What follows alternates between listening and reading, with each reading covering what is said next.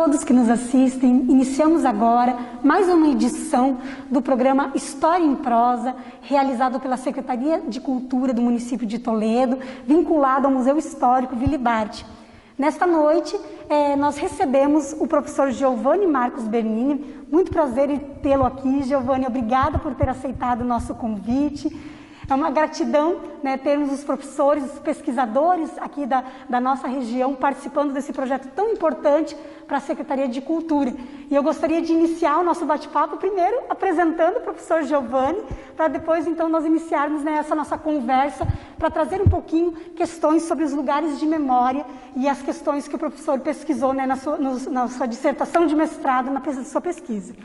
O professor Giovanni Marcos Bernini, ele é bacharel e licenciado em História pela Universidade Estadual do Oeste do Paraná, a UniOeste, no ano de 2007, especialista em História, Política e Sociedade pela Universidade Barão de Mauá, de 2012, concluiu o mestrado profissional em Ensino de História pela Universidade Estadual do Paraná, Unespar, no ano de 2020, e é professor da Rede Estadual de Ensino, atua no Colégio Moraes Rego, em Toledo. E o professor Giovanni discute questões referentes ao ensino de história, educação patrimonial, memórias e tecnologias de educação. Seja muito bem-vindo, professor Giovanni. Nós gostaríamos de iniciar a nossa prosa, né, porque, na verdade, o projeto aqui é justamente isso, um bate-papo descontraído, para que a gente possa traduzir questões específicas da academia, da pesquisa em história, para o nosso público que nos assiste e acompanha o trabalho aqui do Museu Histórico Willy Bardt. Boa noite, professor.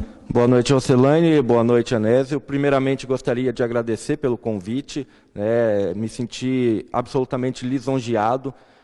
Creio que esse é um projeto fantástico. Quando fiquei sabendo do projeto, achei maravilhoso. Trazer um pouquinho essas discussões da história regional, da história local, para fora da academia, né, para fora dos muros da escola. Então, tornando-se a história um pouco mais pública, o que é fundamental, né, em toda a discussão. Então, primeiramente, obrigado e muito obrigado a todo mundo também que está assistindo nesse momento, que é fundamental também a participação, o diálogo nas redes sociais para ampliar o debate. Certo, professor. Dentro do tema aqui do nosso bate-papo, né, tu nos sugeriu, tu nos colocou que seria interessante a gente discutir as questões de patrimônio, lugares de memória e redes digitais. Qual é a relação? Então,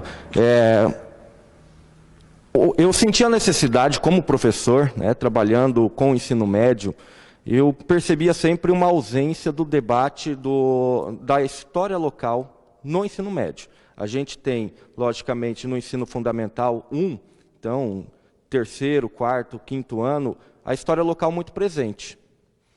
No entanto, a hora que se chega no ensino médio, ela simplesmente desaparece. E é justamente o momento em que as pessoas, esses, né, adolescentes, estão começando a experienciar a cidade, estão começando a vivenciar a cidade, tendo contato ali com os suportes de memória, que são os monumentos, os lugares que são institucionalizados como lugares de memória, mas essa discussão ela já não entra na sala de aula.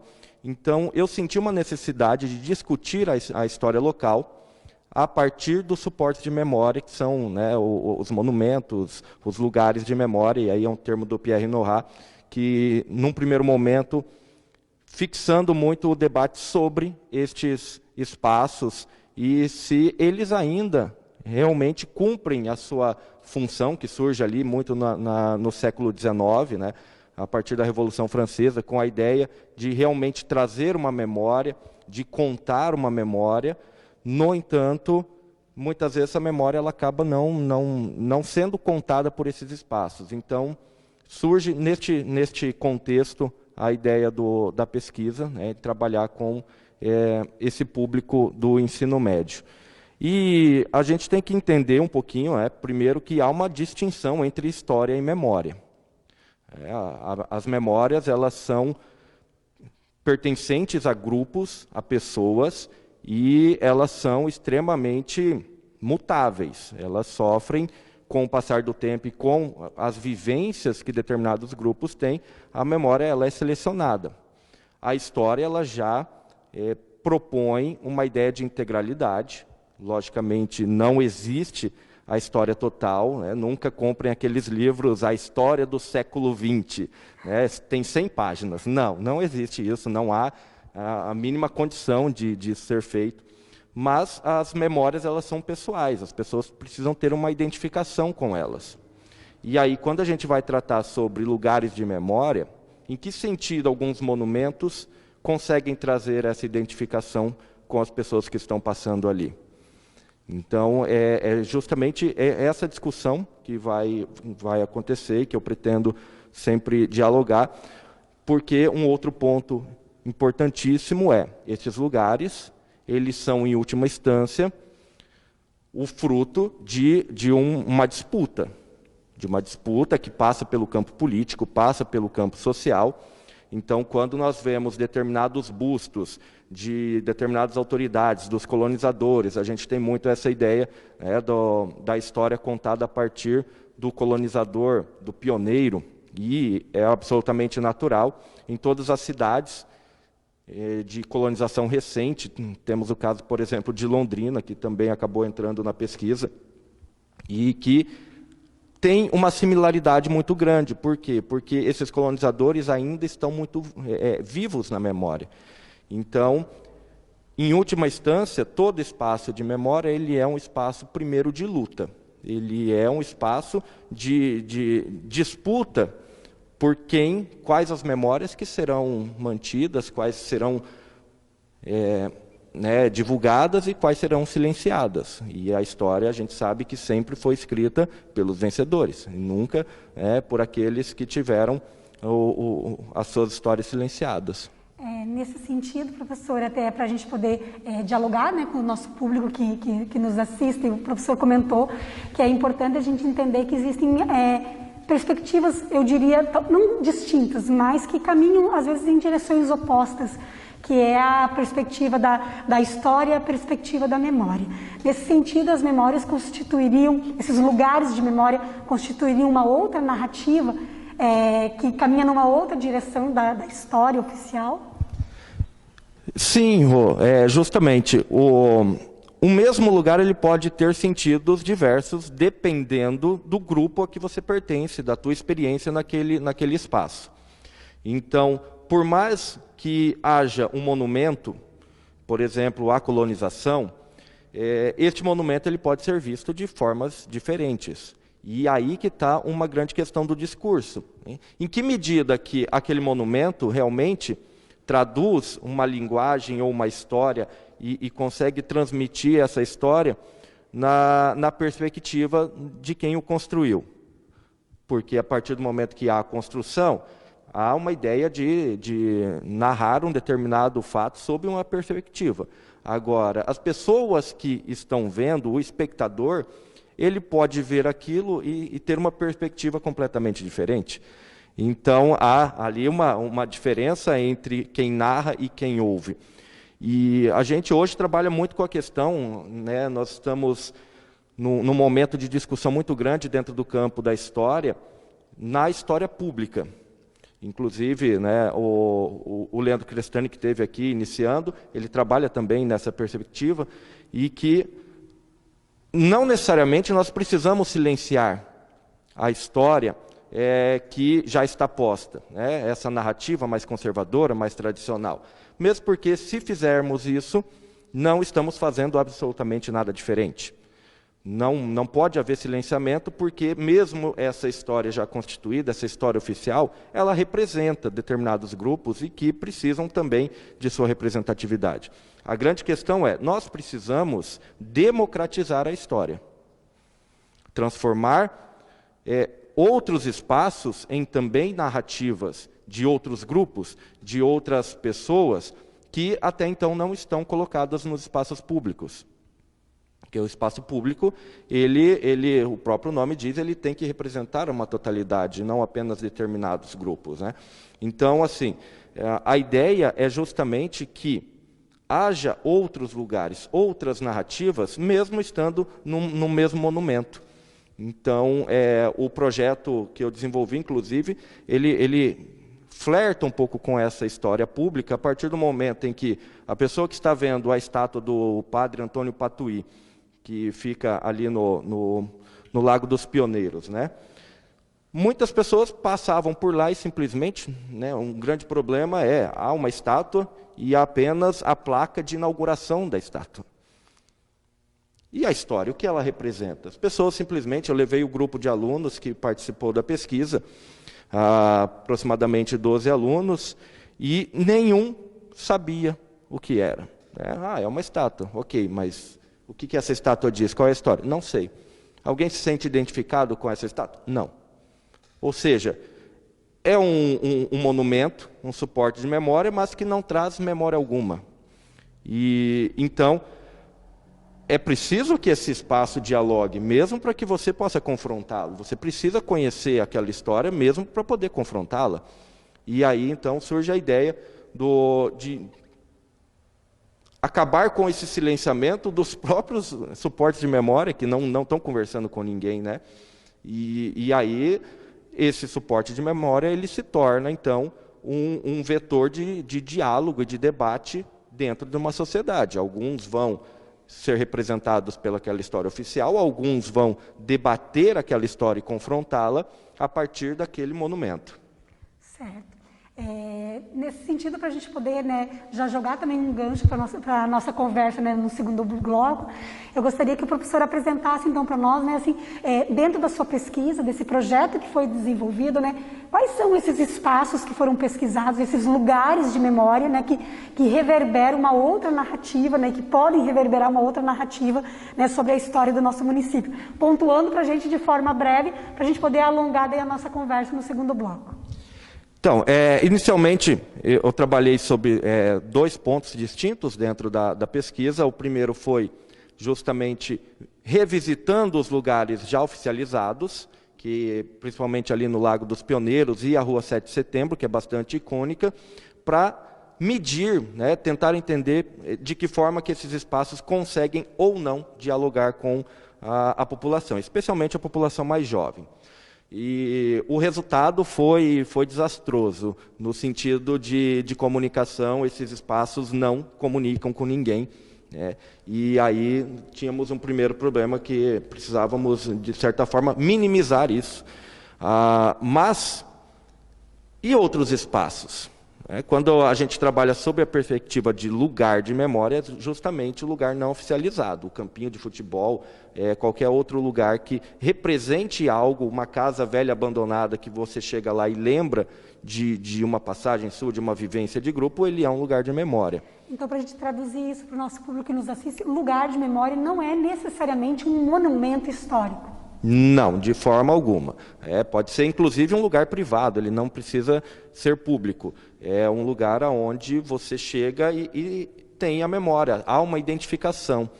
Então, nós colocamos esses espaços e aí temos também, numa segunda parte da pesquisa, o mapeamento de outros espaços na cidade, de outros lugares de memória não institucionalizados a partir da pesquisa com pessoas comuns de várias idades, e alguns lugares surgiram como muito representativos na cidade de Toledo, e alguns que não existem mais, que é o caso, por exemplo, da concha acústica. Ela permeou praticamente a memória de todas as pessoas. A utilização das mídias sociais foi importante neste processo de pesquisa. Inclusive, na hora que se colocou uma foto, encontrei uma foto da concha acústica que eu tinha tirado há muito tempo, antes de ela ser transformada no aquário. E eu postei essa foto. Foi uma enxurrada absurda de mensagens e de memórias nos comentários, e essas memórias então foram utilizadas para pesquisa. Outro lugar importantíssimo foi o Degraus, né, do Lauri. As pessoas conhecem o Lauri, e também um outro espaço muito importante para uma geração inteira, que passa na frente daquele prédio, que hoje ele está subutilizado, mas a memória continua ali. Então, são 2 espaços muito importantes. E a Praça da Cultura. A Praça da Cultura, não necessariamente pelo prédio da Secretaria estar ali, mas por todos os eventos, os acontecimentos que tem tido nos últimos anos. Então, isso tem marcado muito uma geração inteira. Foram 3 espaços que apareceram. Nossa, muito bacana isso. E isso, de alguma forma, nos remete à nossa própria identidade cultural, né, da forma como a gente se compreende como agente social e histórico na nossa cidade. A gente vai voltar com essas discussões no segundo bloco do História em Prosa.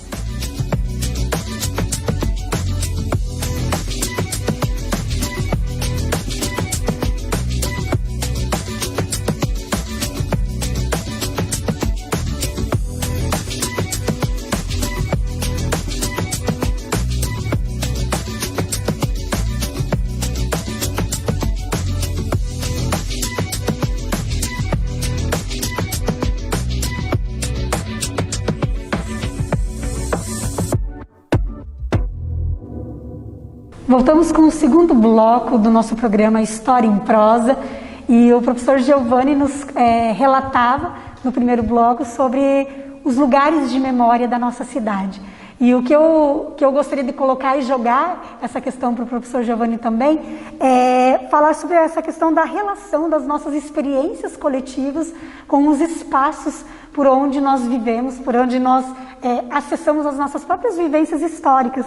E o professor nos relatava, exemplificando alguns lugares de memória que estão no imaginário coletivo e que isso, de alguma forma, estabelece uma relação de pertencimento, como a concha acústica que nós tínhamos aqui em Toledo, ali na década de 80 até início da década de 90, a própria Praça da Cultura como um espaço de convívio social, e também o Bar do Lauri, o Degraus, que era um espaço, né, frequentado, né, por grupos de jovens, e que também isso marcou fortemente, né, a memória da nossa cidade. Eu gostaria que o professor relacionasse para a gente e até mesmo nos colocasse de que forma que essa identificação desses lugares de memória, eles lançam, eu vejo como uma provocação, né, para os alunos do ensino médio, como que isso pode ser compreendido como espaços para a gente repensar a história que a gente vive no nosso município. Isso. A cidade, ela é um espaço de vivência, né?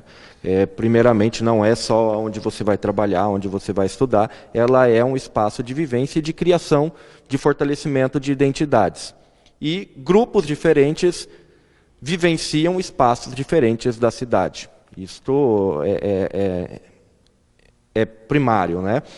O caso, por exemplo, com os nossos alunos que participaram da pesquisa, todos estudantes do Colégio Antônio José Reis, né, lá no Panorama, quando nós viemos ao centro da cidade, na rua 7 de setembro, eles já tinham passado ali.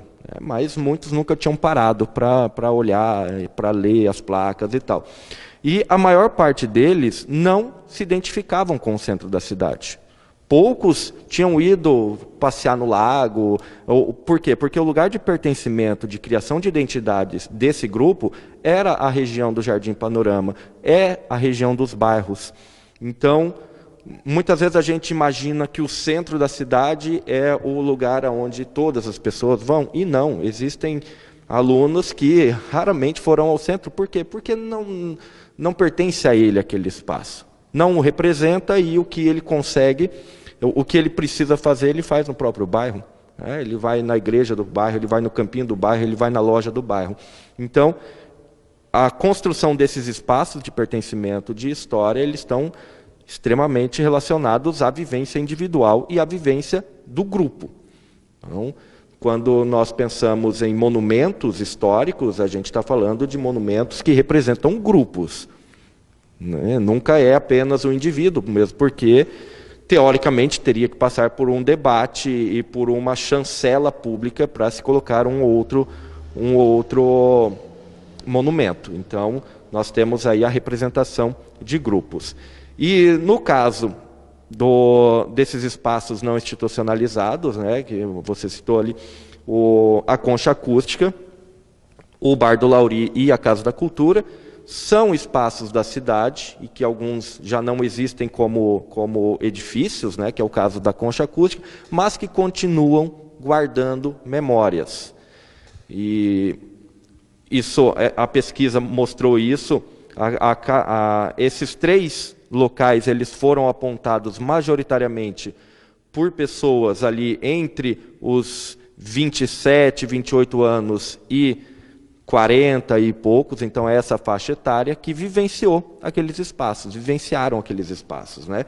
O caso da concha da cultura, da concha acústica, me desculpe, a concha acústica, surgiram vários e vários relatos sobre os festivais na década de 90 ainda.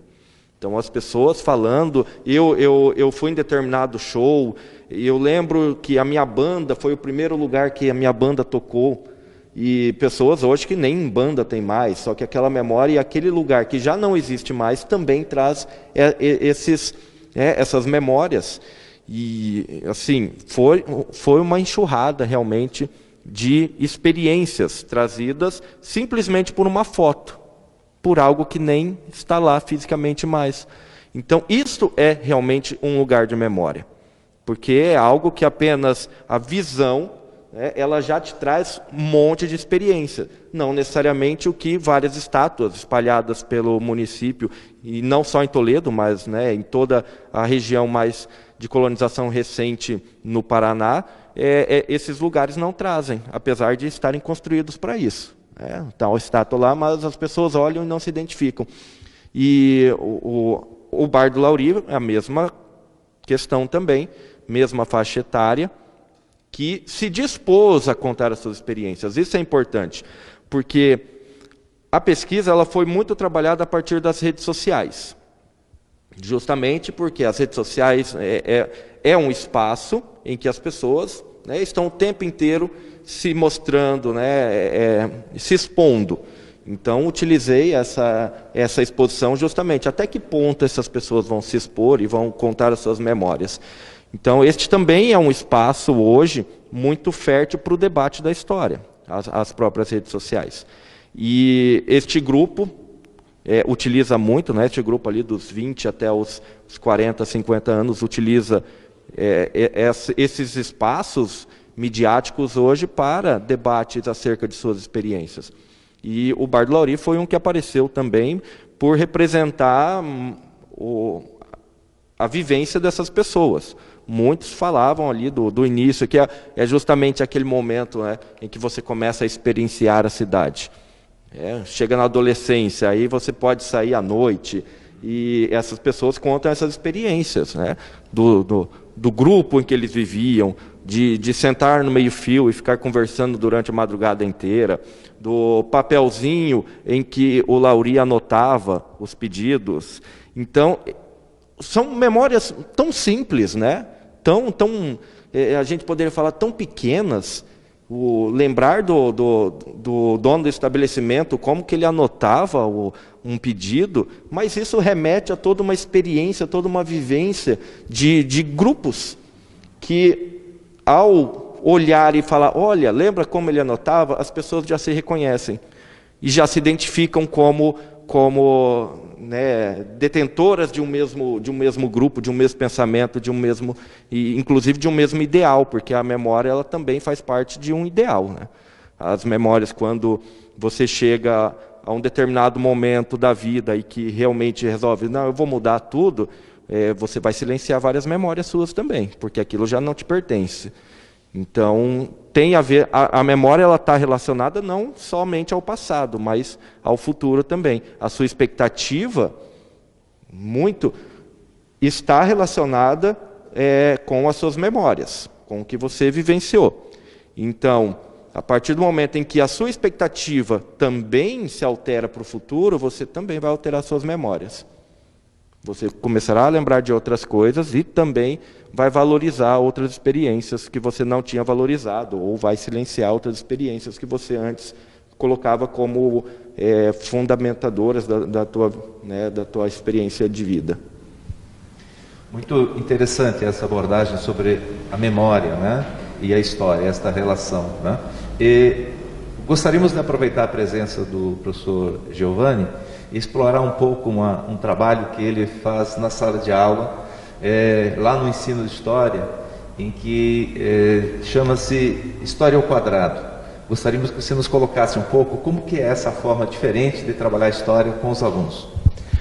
Onésio, esse é um projeto agora, o mais recente, que eu tenho trabalhado, que eu percebi, hoje nós temos um outro tipo de relação dentro de sala de aula e essas, né, as crianças, os jovens, eles aprendem de uma forma diferente também. E a ideia da visualidade, dos ícones, está muito presente, né? Todos nós temos os dispositivos móveis e que são ícones. Você seleciona o que você vai abrir ou fechar a partir de ícones.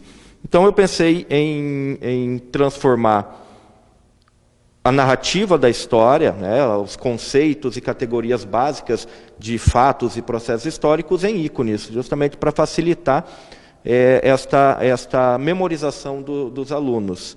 E logo no início eu percebi assim, uma mudança e um interesse muito grande em todas as séries, desde o 6º ano ali até o ensino médio. E uma coisa que funcionou, então, olha, isso está funcionando em sala de aula. Então, esse projeto ele surgiu dentro da sala de aula, com os desenhos sendo feitos dentro de quadradinhos no quadro. E aí, como deu um resultado muito interessante, é que hoje estou desenvolvendo um material didático baseado nisso. Mas tudo dentro da experiência da sala de aula, o que funciona e o que não funciona. E hoje também utilizando as redes sociais, né, principalmente o canal do YouTube, até pela questão da pandemia. Então, isso é uma das formas que a gente alcança os alunos, né, e os alunos também alcançam algumas metodologias diferenciadas da sala de aula. Mas História ao Quadrado é isso, é a transposição, nada muito revolucionário também, mas é a transposição de conceitos e categorias históricas dentro de processos, transformado em ícones, assim, bem, extremamente direto a linguagem. E dentro ainda dessa metodologia de trabalho, eu percebi lá que você tem um outro tipo de trabalho, que chama histórias. Histórias com 2 Os bem maiúsculos, né?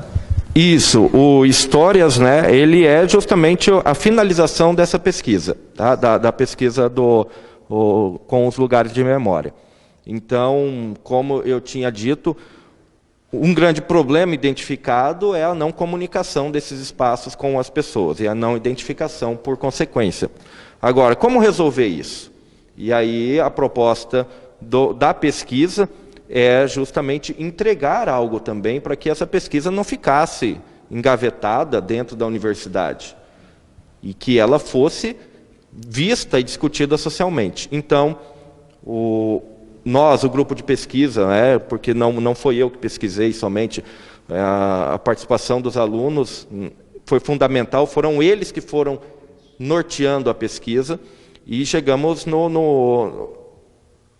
na seguinte necessidade: precisamos fazer com que essas histórias que não estão aparecendo desses monumentos, elas aparecem, para que a pessoa que está na frente da estátua veja aquilo, né, e saiba o que representa, qual que é a narrativa. Então nós criamos o site, que é o Histórias, né, o Histórias, aí fazendo a relação também com Toledo. Então, Histórias, inclusive podem acessar, né, está no ar ainda, historias.net.